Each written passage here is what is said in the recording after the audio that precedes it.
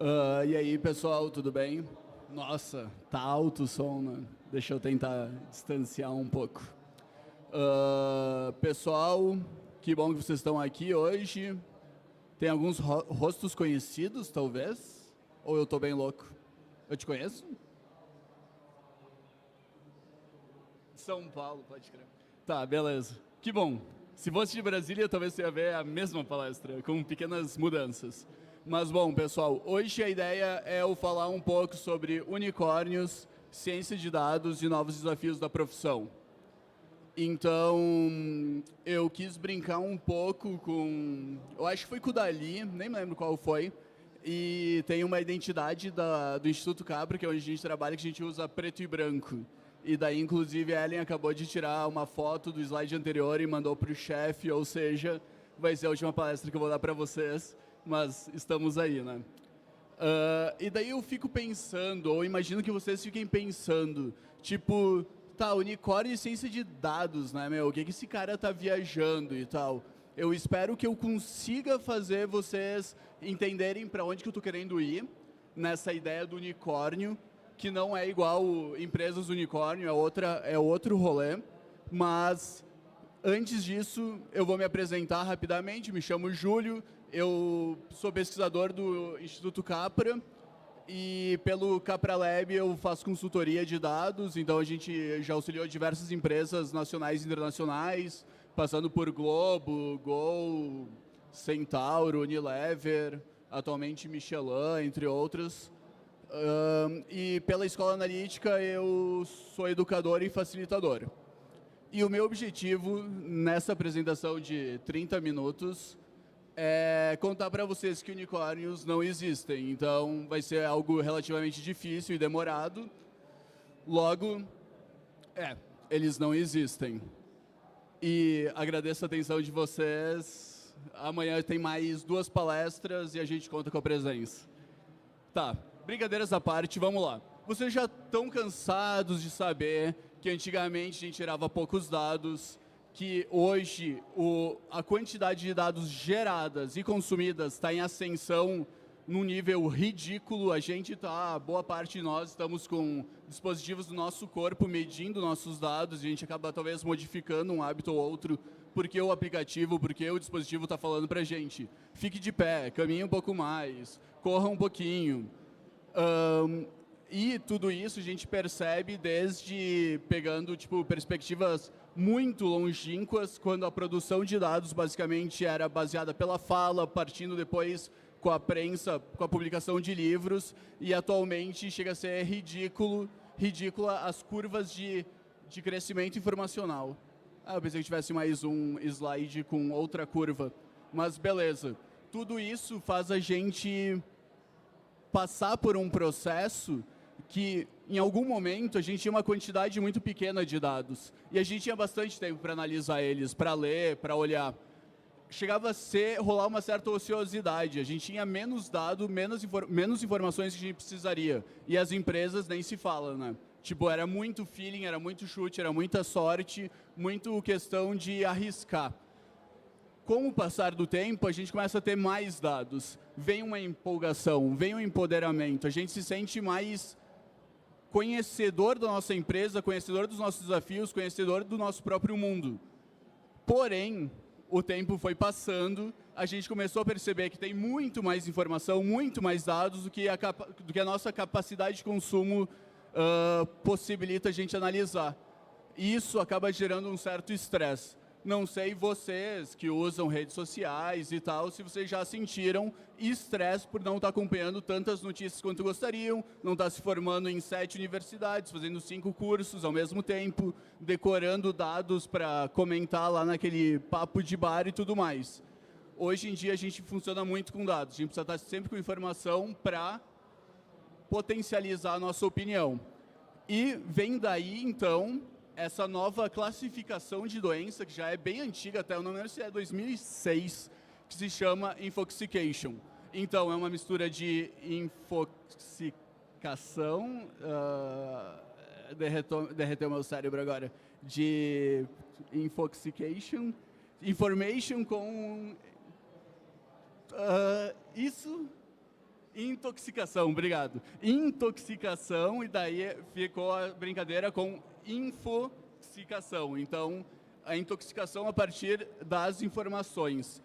E também agora a gente tem o FOMO também, Fear of Missing Out, que está cada vez mais perto, mais recorrente na nossa vida, com tipos de gatilhos diferentes. E quando a gente chegou nesse momento, a gente começa a pensar que solução a gente tem para tudo isso. Tá uma loucura, a gente veio de um deserto de dados, onde a gente tinha seca, a gente não tinha dado nenhum para consumo, e agora a gente está nesse dilúvio de dados, a gente está se afogando em dados, e as empresas muito mais. A gente encontra a ciência de dados, a maravilhosa ciência de dados, aí vem a profissão de cientista de dados, profissão mais sexy do século XXI, toda aquela coisa que todo mundo já escutou, começa a pipocar vídeos no YouTube, torne-se um cientista de dados, fique muito rico, a empresa precisa muito disso, beleza. E, junto com isso, a gente também tem uma aceleração da tecnologia. Se a gente for pegar pandemia, a diferença que teve no consumo de dados, utilização de dados, uso informacional, foi ridículo, porque um monte de empresa teve que se obrigou a ter que ir para casa e utilizar essas informações. E uso de tecnologia também. Então, aqui a gente tem, tipo, a aceleração do crescimento em tecnologia chega a ser ridículo, né? E quando a gente pega aqui o homem na Lua, tu pega os vídeos de antigamente, chega a ser, tipo, meu Deus, não é possível que fizeram isso com essa tecnologia.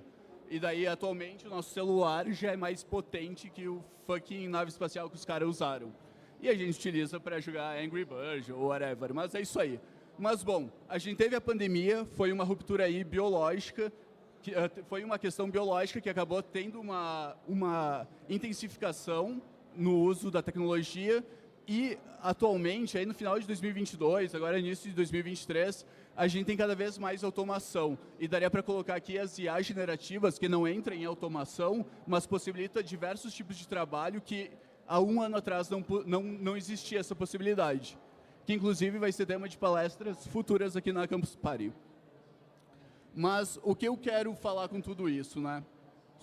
Todo esse dilúvio de dados, chegam cientistas de dados, agora a gente utiliza mais algoritmo, a gente utiliza mais inteligência artificial, e a gente teve essa carinha do cientista de dados, que até hoje muitas vagas de LinkedIn olham para esse cientista de dados. O cara full focado em tecnologia. Desenvolvedor, usa Python, daqui a pouco vai usar um R, aí se vem um pouco mais da academia. Mas a ideia é treinamento de máquina e utilização de programação para uso de dados. Logo, a tecnologia solucionou todos os nossos problemas, porque agora a gente tem softwares, a gente tem linguagens específicas para análise de dados, a gente tem ótimos bancos de dados, as empresas foram para o Data Lake, foram para o Data Warehouse, então a técnica solucionou todos os problemas. Porém, às vezes acontece esse tipo de problema, eu adoro esse slide, quem já viu palestras nossas já deve ter visto várias vezes, que esse é o nosso novo dashboard. Tem todos os diferentes KPIs, que são indicadores de performance, que a gente pode rastrear agora. Beleza, daí a moça aí pede, pô, e o que é esse KPI direcionando a 0? Isso significa quanto a gente consegue entender todos eles. E isso é tipo um meme, uma piada, porém a gente vê isso na prática, a gente vê isso dentro das empresas. Dashboards gigantes, com 1 milhão de informação e que os gerentes nem sabem para que está lá, não sabem o que é essa informação. Pô, que bonito esse gráfico de pizza, não me significa nada. Que bonito esse gráfico de rosca, não significa nada.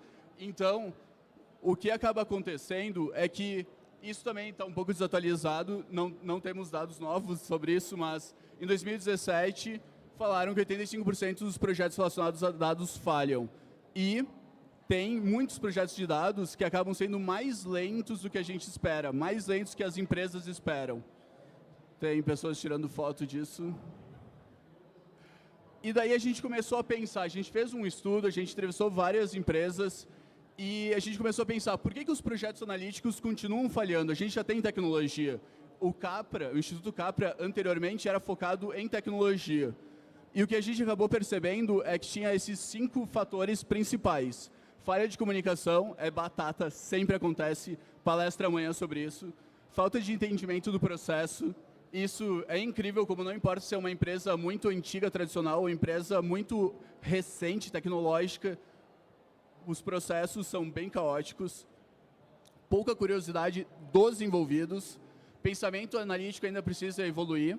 E a gente entra muito nessa frente, cultura analítica, data literacy, e falta de conhecimento técnico. Ou seja, falta de conhecimento técnico ainda está aqui. A gente já tem várias tecnologias, mas aqui no Brasil ainda, a gente tem ainda falta de mão de obra técnica especializada em algumas tecnologias. E as vagas pedem isso. Porém, a gente começa a perceber que o perfil dos trabalhadores não tem que ser especificamente técnico. E é isso que eu vou querer falar nessa apresentação.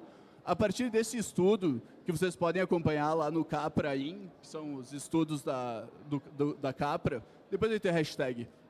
Hashtag não, desculpa, QR Code. A gente foi pensar quem é o cientista de dados, como que as pessoas veem o cientista de dados, como as empresas veem o cientista de dados, como o LinkedIn vê os cientistas de dados. E a gente encontrou coisas do tipo, tá, beleza, o cientista de dados tem que saber de estatística, teoria de dados, negócio, design, metodologia científica, testes, experimentos, tem que saber um pouco da sociedade, comportamento humano, tem que ter habilidade de se manter informado, pensamento crítico, pensamento computacional, programação, línguas, comunicação, resistência ao erro, porque vai dar um monte de projeto errado, vai entregar lá e o cara tem que entender que, opa, aconteceu, e basicamente ler mentes. E isso é bizarro, mas é muito real, acontece cotidianamente no nosso trabalho. E daí até depois eu pensei, tá, vamos baixar a bola. Talvez, em vez de ler mentes, a gente pode só fazer as perguntas certas, que já é desafiador pra caramba. Isso não só enquanto consultoria. Quem trabalha nas empresas tem muito esse problema. A gente vai chegar lá. Então, basicamente, que legal que a partir de baixar os slides em PPT, o PDF, a gente perdeu detalhes, mas tudo bem. O cientista de dados é composto por hard skills e soft skills. A gente não pode se iludir que continua sendo uma pessoa só das hard skills. Porém, e daí nessa avaliação aí que a gente fez, a gente mapeou 206 habilidades diferentes. 13 relacionadas à cultura analítica e cultura empresarial, 76 sobre tecnologias, ou seja, são a maioria, 69 sobre ciência, então principalmente métodos estatísticos e tudo mais, e 48 habilidades para business, para negócio, ou seja, a relação com o negócio especificamente. Geralmente, o cientista de dados é contratado ou para a universidade, pesquisas científicas, ou em negócios para resolver problemas do negócio. Logo, a gente percebe que o cientista de dados é essa porra toda, não é só o cara tech, é o cara que vai entender de ciência, é o cara que vai entender de negócio.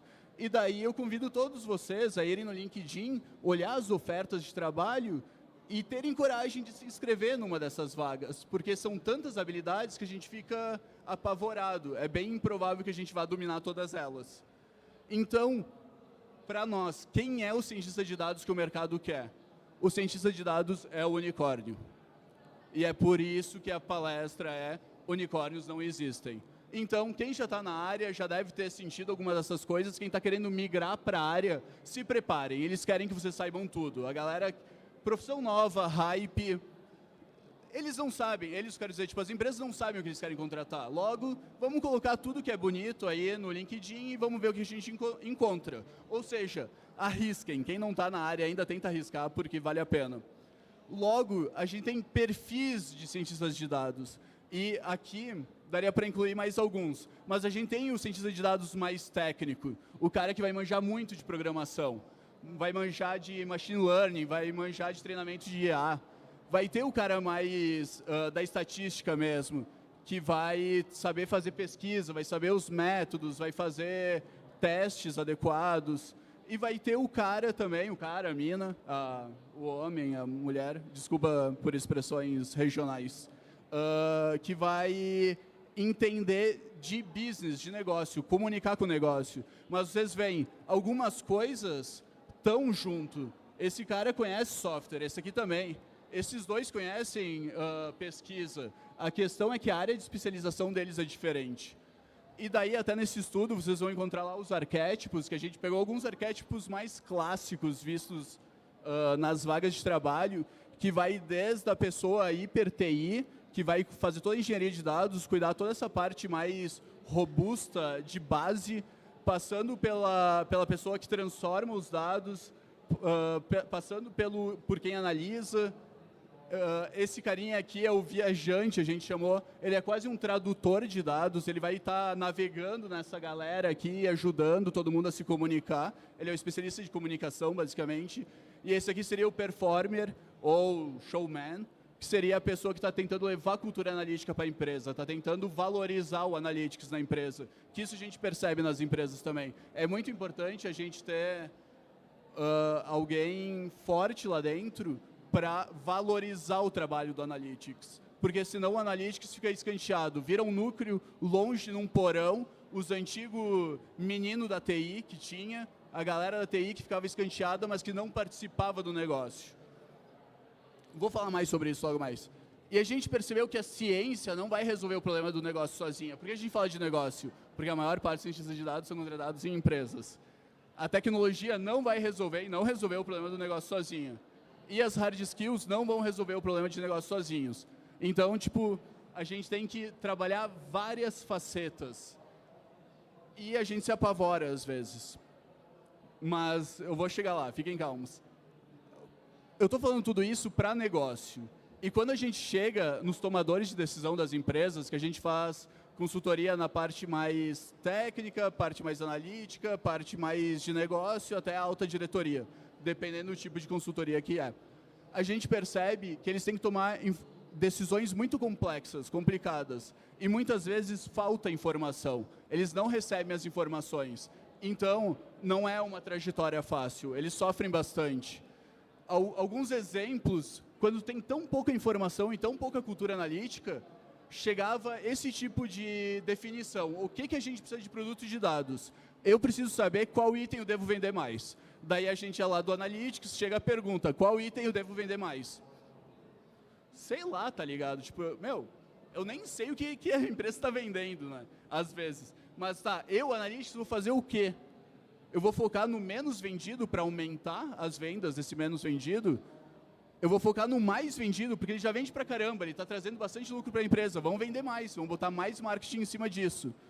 Vou focar nos que vão vencer, eu quero ir lá no estoque e conseguir jogar isso para o mercado, eu quero ver os que estão estocados há muito tempo, mas que não é que vão vencer, só estão lá há muito tempo, eu quero liberar esse espaço.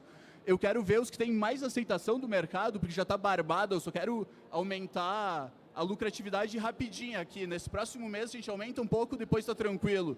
Ou a gente quer pegar os com maior margem de lucro, porque eu quero só ganhar em cima e é isso.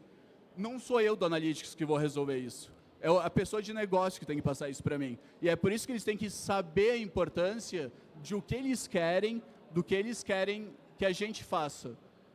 E, muitas vezes, o analista vai pensar o quê? Porra, eu tenho tudo isso para fazer. Vou mostrar tudo. Vou mostrar um dashboard bonitão, com todas as coisas. Beleza. Daí tu chega lá, tem um overload de informação. O que a gente mais escuta dos diretores e da galera de negócio é: a gente tem pouco tempo, a gente tem que valorizar o nosso tempo. Chegou com um relatório muito grande, a gente não vai olhar. Eu quero os insights, eu quero os highlights. Beleza, mas vocês não me pediram a coisa certa, eu não sei o que vocês querem, eu não consigo entregar isso. Logo, o que a gente tem que fazer? A gente tem que perguntar. Isso é banal, é trivial, eu até peço desculpas por sugerir isso, mas é muito importante. E como é que a área de analytics pergunta para a área de negócio? Estando próxima da área de negócio, entendendo o que a empresa faz. Logo, a gente consegue chegar em uma tomada de decisão um pouquinho mais tranquila. A gente vai oferecer umas informações aí, na medida certa, e vai ser um pouco melhor. Vai ter erro pra caramba, com certeza, não duvidem disso. A gente vai errar e vai fazer, às vezes, um trabalho ruim, com certeza. Às vezes a gente vai pegar dado que está mal cadastrado. A gente vai ter que reclamar com a galera da engenharia de dados para fazer uma limpeza. A gente vai fazer uma análise problemática. Erros vão acontecer. Mas a questão é que se a gente tiver uma comunicação limpa, mudou o som? Vai ficar tudo mais suave, mais sutil. E daí a gente chega numa outra parte. Eu estava falando que ninguém aqui é unicórnio. E várias empresas às vezes querem um unicórnio só, mas cada vez tem menos isso. cada vez mais tem uma equipe.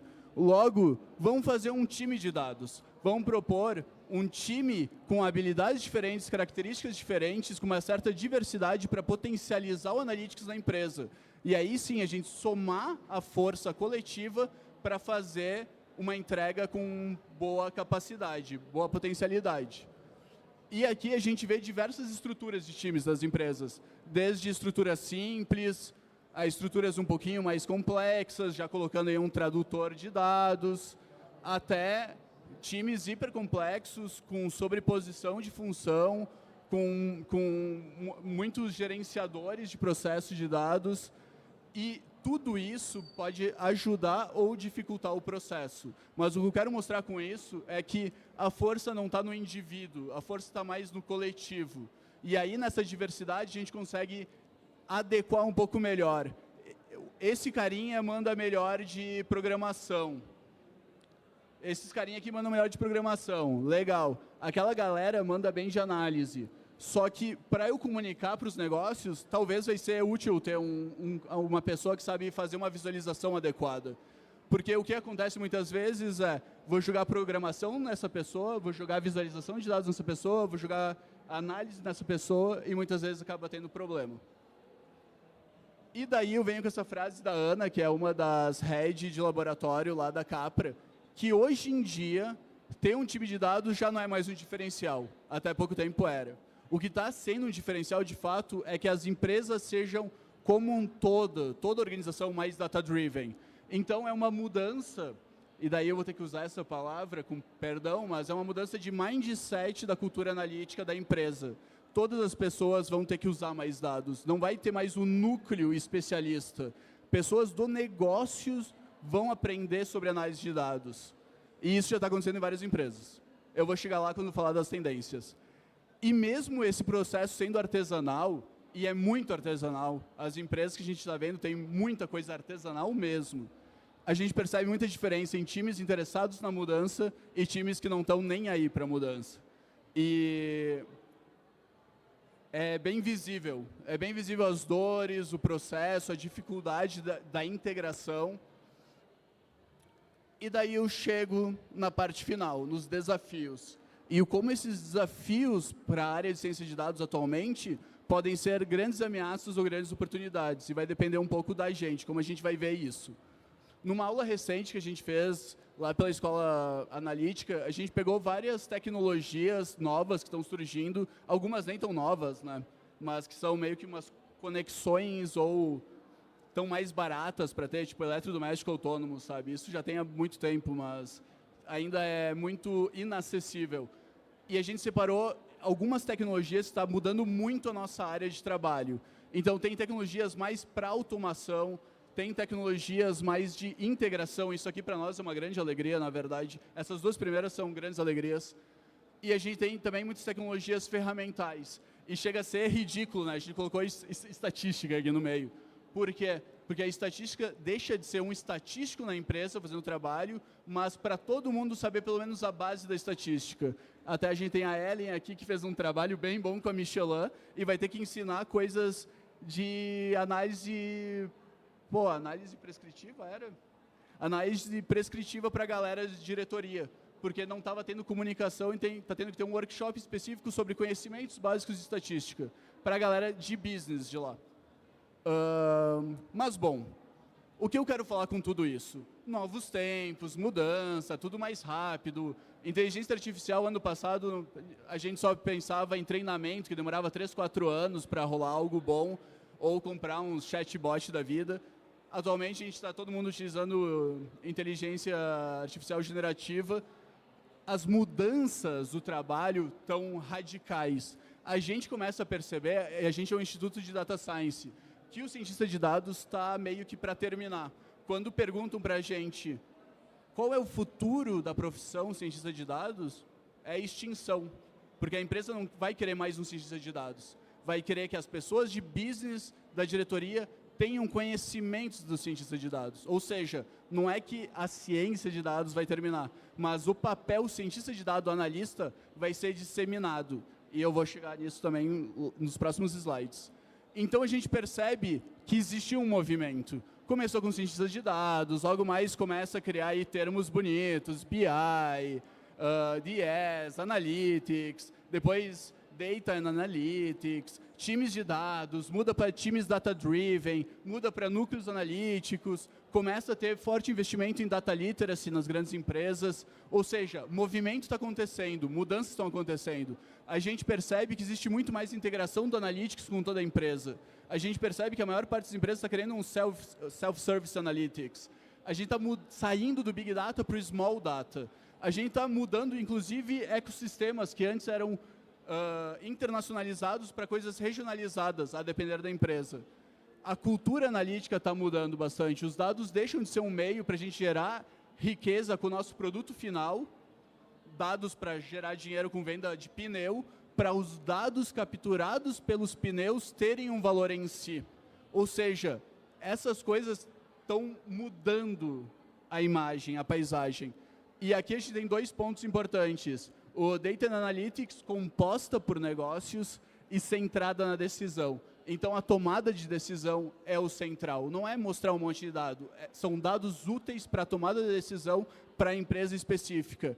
E isso é muito visto, até vou voltar, quando a gente vê que são análises enriquecidas pelo contexto, que até então a gente errava muito nisso. A gente não fazia tanto análise com o contexto da empresa. Em relação às práticas, a gente tem novas tecnologias gráficas, ampliação dos consumidores, não precisa mais ser o analista ou cientista, a gente já quer que o usuário final use. Pô, o ChatGPT está fazendo análise para nós e já dando resposta. A gente está tendo cada vez mais IA e gerenciamento de risco. E o que eu queria mostrar para vocês são os novos papéis, muito rapidamente. Com uma maior necessidade de conexão entre a técnica e o negócio, está surgindo esse novo papel.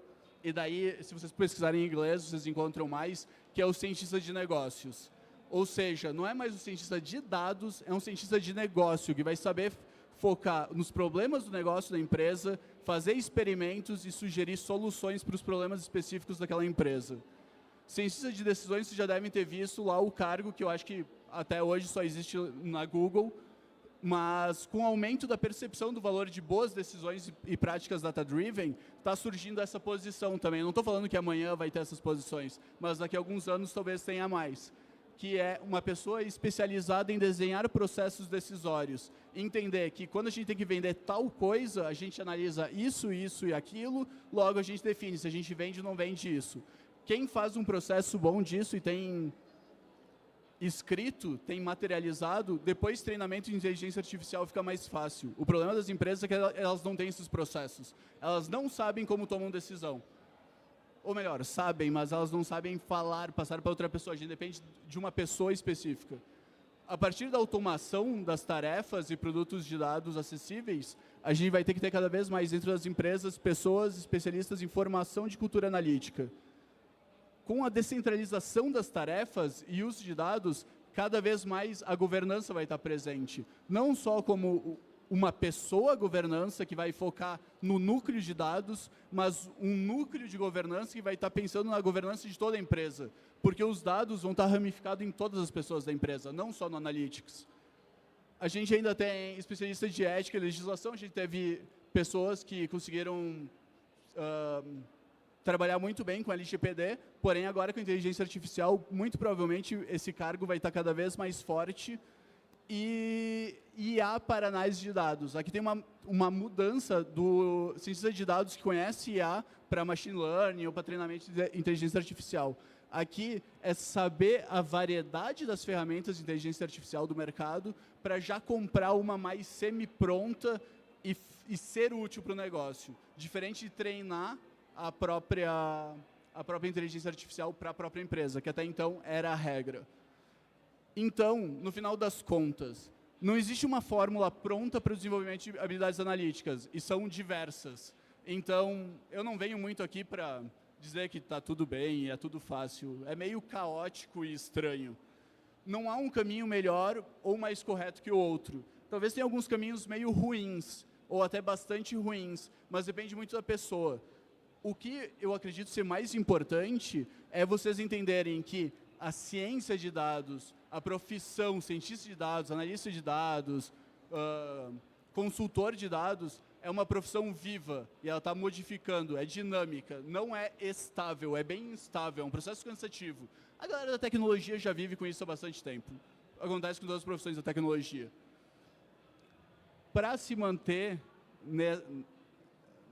nesse âmbito, nesse ambiente, é preciso estar curioso, ser proativo, querer aprender novas coisas, novas tecnologias, novas práticas, talvez se expor na empresa, talvez mudar de posição na empresa. E tudo isso às vezes é doloroso, às vezes é cansativo. E o mais importante, dialogando com as últimas frases aquelas, entendam qual é o objetivo de vocês, cada um tem o seu, e desenhem o caminho que faz sentido para vocês. E se não é a área que faz sentido para vocês, porra, vai embora, vamos para outra, tem muitas possibilidades dentro. E dentro desse mundo tem muitas habilidades possíveis para se trabalhar. Por isso que é importante vocês conhecerem o objetivo, o que vocês gostam, o que vocês querem fazer. Por fim, a gente está com novos estudos na Capra, um deles é o Data Trends Review, porque lá os membros da plataforma eles recebem tendências quentinhas. Agora a gente está fazendo o review, que a gente seleciona algumas trimestralmente para publicar e pessoas de fora terem acesso. São notícias. Essa primeira versão ficou muito permeada de inteligência artificial, porque esses 3 primeiros meses só se falava nisso. E, se vocês entrarem nos estudos, vocês vão encontrar outros tipos de estudo, desde insights sobre maturidade analítica, sobre habilidade analítica, ética, inteligência artificial, e essas paradas relacionadas a dados. E, por fim, agenda. Amanhã à noite temos fala com a Ellen sobre comunicação. Temos uma talk nova, essas duas são 100% novas. Essa aqui eu nunca nem sei o que o Yuri vai tratar, mas ele vai fazer todo um debate sobre tomada de decisão em relação ao poker. Então vai ter um aspecto lúdico que talvez dá uma percepção melhor. E sábado a gente vai falar mais sobre machine learning, inteligência artificial e fazer um workshop relativamente simples de uso de inteligência artificial generativo com algumas missões interessantes e engraçadas para só dar uma brincada aí entre todo mundo. Pessoal, da minha parte é isso. Se alguém tiver pergunta e me permitirem, eu não sei onde é que estão as pessoas responsáveis, estão conversando. Então, se alguém quiser perguntar alguma coisa, eu acho que dá para conseguir uma pergunta ou outra. Dá para conseguir uma pergunta ou outra? Dá para conseguir uma pergunta ou outra, se alguém quiser, levanta a mão. 30 segundos desconfortáveis e eu saio da frente. É isso aí. Valeu, pessoal.